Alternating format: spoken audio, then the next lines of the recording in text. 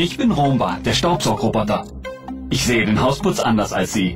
Sie sehen einen schmutzigen Boden. Ich sehe meinen Arbeitsplatz mit Ecken und Kanten zum Reinigen.